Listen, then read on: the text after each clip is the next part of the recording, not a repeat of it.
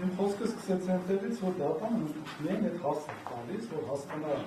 աշխատում են թե չէ, որ իմ պատկերացման, հետո դատական ակտիվներից քանի որ աշխատում են, հետևաբար խոչընդոտվի, ես այդպես եմ պատկերացնում։ Բայց նույն ձևով ուզում եմ հիմա իրենց հաստ տալու իրավունք չեք տալիս, ես միջնորդում եմ ձեզ, որպեսզի հաստ տակ դժողներին, որ քննություն անեք իր դաշտը, ոչ թե գա լսեք գնաք, քննություն անեք, դժողներին հարցեք, ասեք, Մկրտիչ Սրբազանի համար ձեզ հոգևոր վերանաս։ Հարցեք դրանք ինչ են ասում։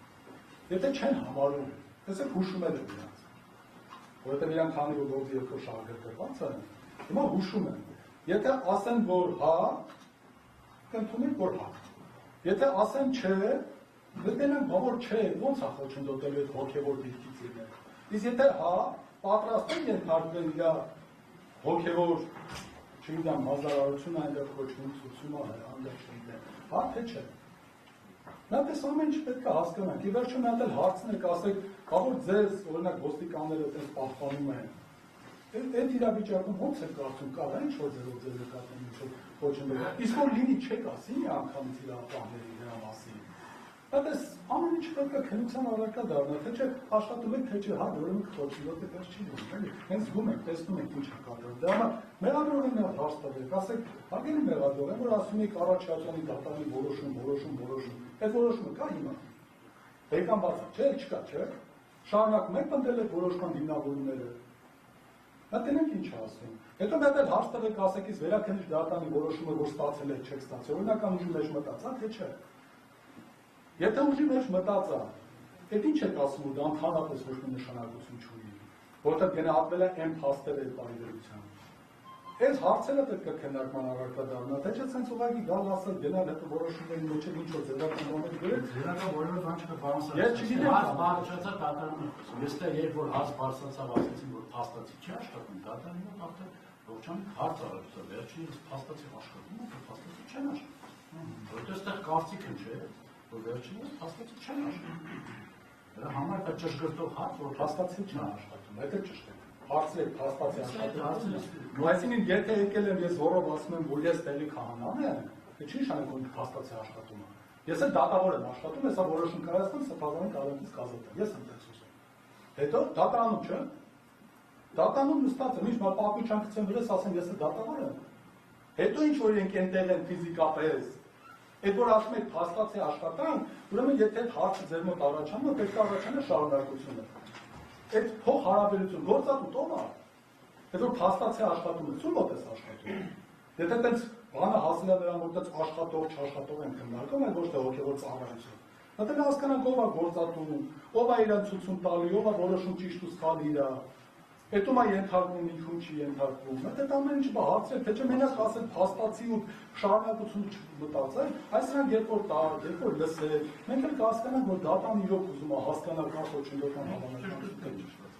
Դե ես հուսով եմ, որ ասա արդեն կճշգրտենք, բայց արդեն զգացում է, որ ավարտվում է, որովհետև դրանց չենք անդրադառնում։ Այս նրբությունները։ Ի վերջո, Ասատրյանը ասաց, որ վարչական խորհուրդ կա։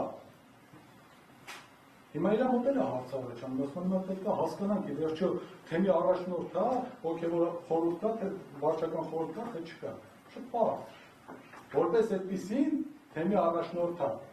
բայց այս պահին լիազորությունները վերապահված է վարչական խորհրդի։ Վարչական խորհուրդն է որոշում թեմի առաջնորդի լիազորությունները իրականացնում։ Հետևաբար այս հարցը ձեր մոտ պետք է հստակ լինի։ Իսկ Մկրտիչ Բորիս Պրոֆեսորաշյանի ազատության մեջ հայտնվել դեպքում շարունակել է վարչական խորհուրդը։ Այո, քանի դեռ չլինեն համապատասխան որոշումներ։ Որտեղ ինքը այս բանը որոշումը նկատում եք մայրը։ Այո, ես բարձրաբանեմ ապերի դատարանը, որ դա արդեն ամենաս կապեցի դիրքում շտապի։ Եվ ավելին, այստեղ կարևոր բաներ կա։ Իրենք Մկրտիչ Սրբազանի լիազորությունը չեն ընդունում։ Իրենք չեն ընդունում նաև վարչական խորհրդի լիազորությունը։ Քիչ առաջ պնդեց Ապոլոնիա, նոմ դիքոշը։ Իրենք չեն ընդունում ամենայն հաս կաթողիկոսի լիազորությունը։ Եթե նման կեցվածքում են պատասխան դատարանը։ Ինչ է իրենց փոխելու Մկրտիչ Սրբազանի որպես թեմի առաջնորդի լիազորությունների իրականացում։ Ոչինչ չի փոխելու, որտեղ չեն ընդունում։ Եվ այստեղ դատարանի հարցը փաստացի աշխատել պատասխան դատարան։ դա գիտեք, օրինակ ոնց որ գողություն անում են, ասենք դու փաստացի աշխատել ես այդ բնական մտնելով գողություն անում, նա չի աշխատում։